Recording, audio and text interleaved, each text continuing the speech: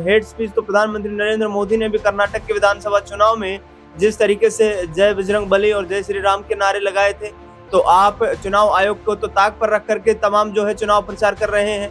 केंद्रीय गृह मंत्री अमित शाह ने कहा कि भाई जो है हिंदुओं का कत्लेआम हो जाएगा यदि कांग्रेस जीत जाती है। तो ये तो सीधे तौर पर चुनाव आयोग की जो दिशा निर्देश हैं और सीधे तौर पर चुनाव आयोग में जो शपथ पत्र दिया जाता है कि हम जाति धर्म के आधार के ऊपर इन मुद्दों को उठा करके सार्वजनिक सभाओं से और चुनाव नहीं लड़ेंगे, हम धर्मनिरपेक्ष देश है। और अगर अब्बास अंसारी जीते हैं तो वो राजभर की बदौलत नहीं जीते हैं, बल्कि उस सीट पर अंसारी परिवार का 27 सालों से दबदबा रहा है। और इस बात को कहने में कोई हिचक नहीं है कि वहां पर मुख्तार अंसारी के जो सदस्य हैं, उनके परिवार के जो 2 साल की सजा के खिलाफ अब्बास अंसारी की अपील पर 21 जून को होगी सुनवाई। आज 21 जून है और आज अब्बास अंसारी पर एक बड़ा फैसला आएगा। अब्बास अंसारी जिनके खिलाफ हेट स्पीच मामले के तहत 2 साल की सजा सुनाई गई थी और इसके बाद आनन फानन में उनकी विधायकी भी रद्द की गई थी। सवाल उठने लगे कि क्या अब्बास अंसारी से तकलीफ थी या मुस्लिम विधायक से तकलीफ थी।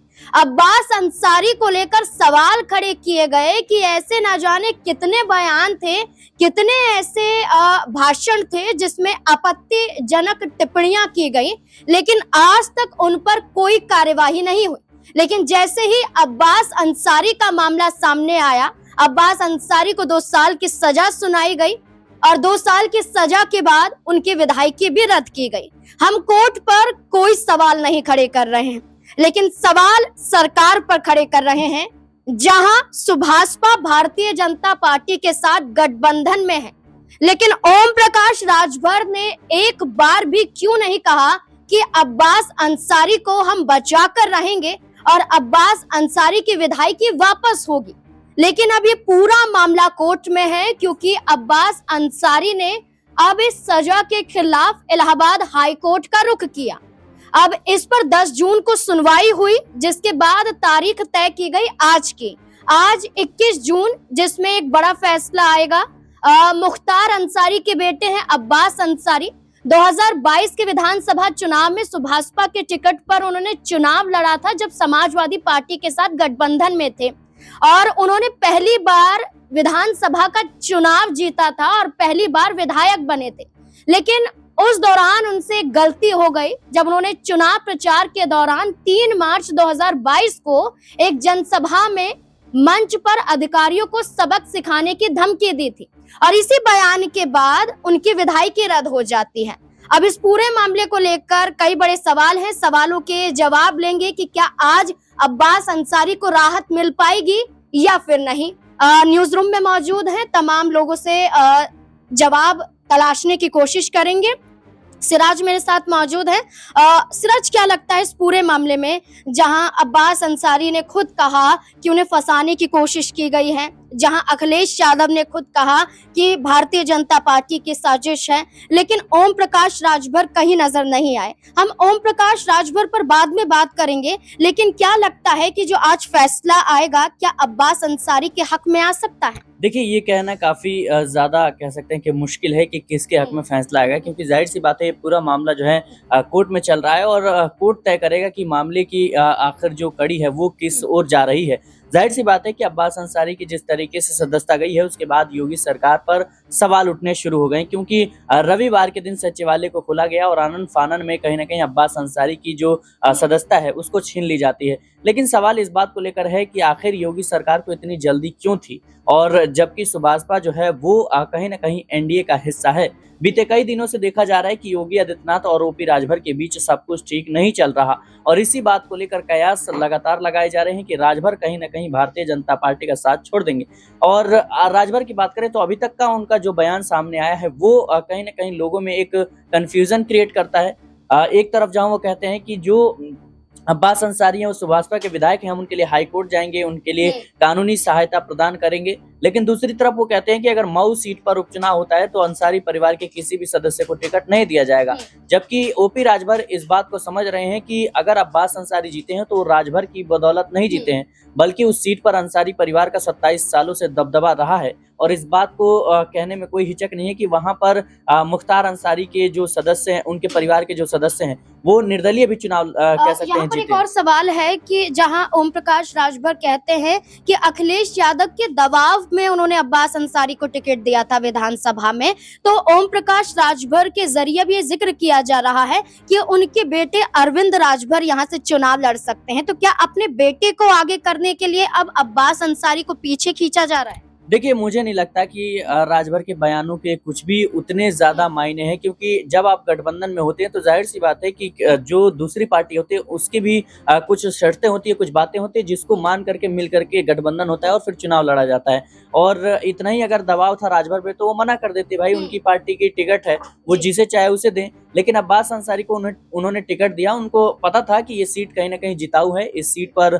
सुभाषपा की जरूरत नहीं है, बल्कि मुख्तार अंसारी के परिवार का कोई भी सदस्य अगर किसी भी दल के टिकट पर चुनाव लड़ता है तो जाहिर सी बात है वहां पर जीत मानी जाती है। यूं कहें कि 27 सालों से जो उनका एक दबदबा है उस सीट पर वो कायम है अभी भी। लेकिन राजभर जहां उनके बेटे की बात करें तो वो घोसी लोकसभा सीट से चुनाव लड़े थे, और जिस तरीके से उनके तमाम तरह की चीजें सामने आई थी कि जो बीजेपी के नेता हैं उनके सामने नाक रगड़ते हुए नजर आए, लेकिन फिर भी उनको जीत नहीं मिलती है, तो उनकी बौखलाहट साफ तौर पर देखी जा रही है। और मुझे लगता है कि जरूर उनके जो बेटे हैं वो इस सीट से दावा ठोक सकते हैं। देखिए, मऊ सीट और मऊ की सदर विधानसभा सीट, इस पर अंसारी परिवार का 27 साल से राज रहा है, या कहें कि एक मुस्लिम आबादी, मुस्लिम समुदाय का प्रभाव देखने को मिला है। लेकिन अब बड़ी खींचतान चल रही है। अब्बास अंसारी कहते हैं कि विधायकी वापस लेकर रहेंगे। अब्बास अंसारी हैं कि मऊ की निचली अदालत एमपी एमएलए कोर्ट की बात करें, इसके फैसले को चुनौती देते हुए इलाहाबाद हाई कोर्ट का रुख करते हैं। अब्बास अंसारी लगातार प्रयास कर रहे हैं कि उन्हें इंसाफ मिले, उन्हें राहत मिले।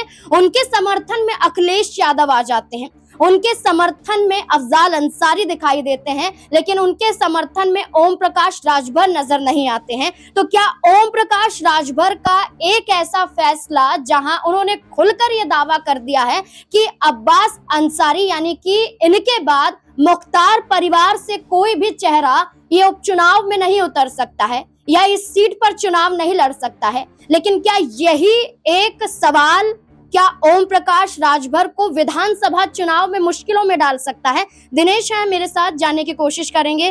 दिनेश, विधानसभा का चुनाव ओम प्रकाश राजभर की पार्टी ने समाजवादी पार्टी के साथ मिलकर लड़ा था।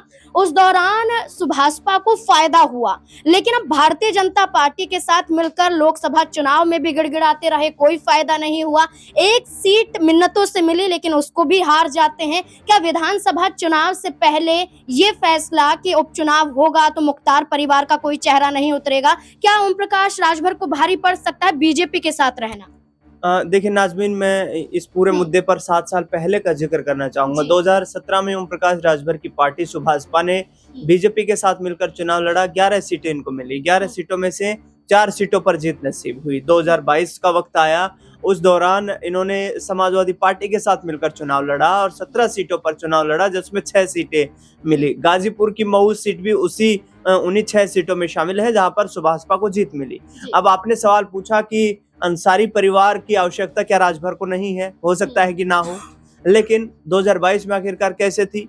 क्यों उस अब्बास अंसारी को चुनाव लड़वाया गया था? जब आज वो परिवार मुसीबतों में फंसा है तो आप हाथ खड़े करके दूर जा रहे हैं। ये तो सीधे तौर पर यह दर्शाता है कि आप तो जो सत्ता पक्ष है और सत्ता पक्ष जो इशारा करेगा उसी तरफ जाएंगे, क्योंकि वो पंचायत राज मंत्री भी हैं, इस वक्त उत्तर प्रदेश सरकार में कैबिनेट मंत्री का जिम्मा संभाल रहे हैं। तो ये ओम प्रकाश राजभर की राजनीति को दर्शाता है कि इस तरीके के जो राजनेता हैं, जो क्षेत्रीय, या मैं क्षेत्रीय राजनेता भी नहीं समझता, मैं ये कहूंगा कि 2-4 जिलों की उनकी जो पार्टी है जहां पर दलित वोट बैंक कुछ जो है प्रतिशत में है, कुछ राजभर वोट बैंक है जिसका कुछ मौर्य वोट बैंक है, उसका समर्थन मिलता है उन्हें, और उस आधार पर वो अपनी राजनीति को चमकाने की यहाँ पर जुगत में जुटे हुए हैं। लेकिन आज जब बड़ा सवाल ये है कि उनकी पार्टी के लिए ये उनकी पार्टी का सवाल है कि आगे आने वाले वक्त में पार्टी की क्रेडिबिलिटी पर भी सवाल उठेगा। कौन ओम प्रकाश राजभर की पार्टी से चुनाव लड़ना चाहेगा यदि ओम प्रकाश राजभर खुद अपने विधायक के साथ, अपनी पार्टी की कैंडिडेट के साथ खड़े नहीं होंगे। मजबूती के साथ खड़ा होना चाहिए, बेशक चाहे एनडीए में शामिल है, सरकार के साथ शामिल है, लेकिन उन्हें ये तो पूछना चाहिए कि आखिरकार ये जो सजा हुई है ये पूरी 2 साल की ही सजा क्यों हुई? क्या एक दिन भी कम नहीं किया जा सकता था?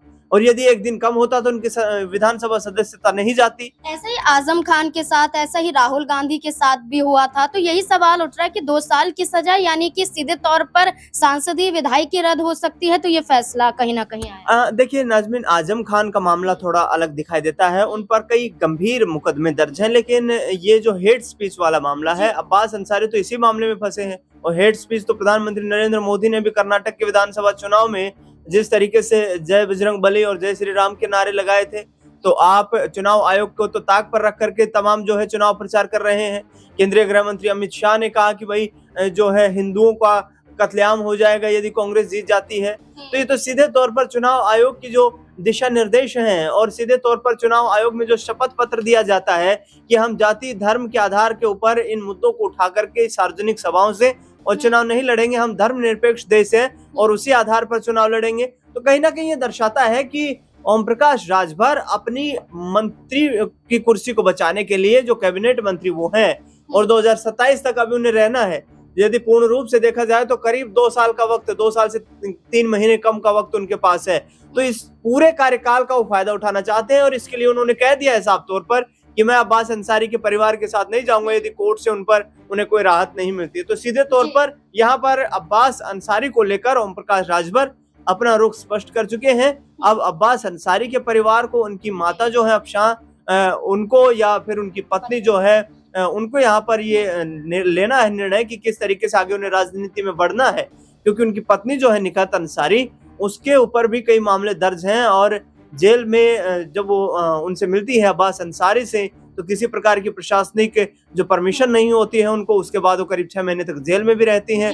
वहां पर भी कुछ लोगों के संपर्क में रहती हैं, उनके पास कुछ गैजेट्स मिलते हैं। तो ये तमाम चीजें हैं। अंसारी परिवार इस वक्त फंसा हुआ है, लेकिन अफजाल अंसारी को और निकत अंसारी या उसके साथ साथ बता दें आपको कि नुसरत अंसारी, इन तमाम लोगों को बैठ करके रणनीति बनानी चाहिए कि उन्हें रणनीति आगे परिवार की राजनीति को बढ़ाना कैसे। देखिए बिल्कुल, कुल मिलाकर देखा जाए तो आज एक बड़ा फैसला अब्बास अंसारी की किस्मत का फैसला हो सकता है, क्योंकि जहां अब्बास अंसारी अपने बाद अपने परिवार को आगे करने में लगे हुए हैं और जहां अब्बास अंसारी के परिवार का साथ सपा का मिल रहा है, लेकिन वहीं अगर सुभाषपा की बात करें तो वो अब कहीं ना कहीं अपना जो कदम है वो रखना चाहते हैं, जहां जिसके जरिए वो अपने बेटे को आगे करना चाहते हैं। भारतीय जनता पार्टी अपना कोई उम्मीदवार उतारने के लिए मैदान में दिखाई दे रही है। तो जद्दोजहद हर तरफ से है, लेकिन आज जो फैसला इलाहाबाद हाई कोर्ट का होगा ये तय करेगा। अब देखना होगा कि अब्बास अंसारी पर आखिरकार फैसला क्या आता है। इस पूरे मुद्दे को लेकर आपको क्या लगता है, अपनी भी राय कमेंट सेक्शन में जरूर दें। देखते रहें SPN9 न्यूज। धन्यवाद।